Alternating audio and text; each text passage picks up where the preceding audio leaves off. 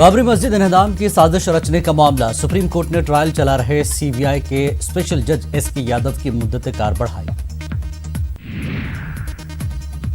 NRC मामले में supreme court में हुई समाअत। प्रतीक हजला ने सौंपी रिपोर्ट। 36 लाख अफराद के दावों की तस्दीक की गई है। हतमी फहरिस्त मुरत्तब करने के लिए 31 अगस्त तक का माना गया वक्त।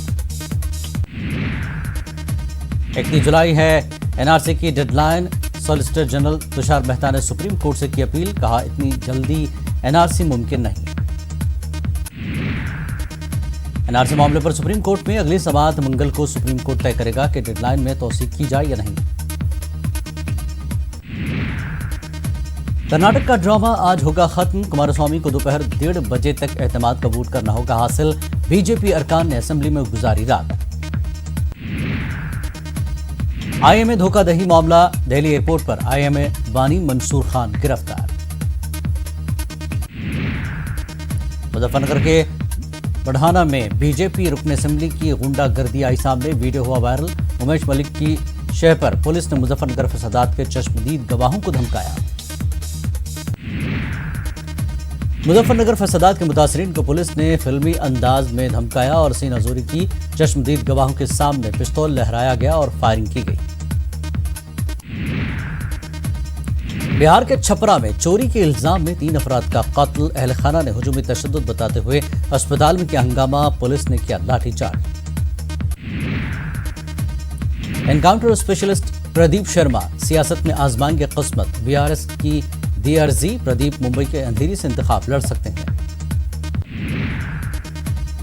मुंबई में रोबोट आग पर पाएगा काबू। फायर ब्रिगेड के बेड़े में शामिल हुआ फायर फाइटिंग रोबोट। गलियों में पहुंचकर रोबोट आग पर पाएगा काबू। वसीम रिजवी की अर्जी पर सुप्रीम कोर्ट में समाअत। रिजवी ने चांद तारे वाले परचम के खिलाफ दायर की अर्जी। चांद तारे वाले परचम लहराने वालों के खिलाफ कार्रवाई का किया मुतालबा।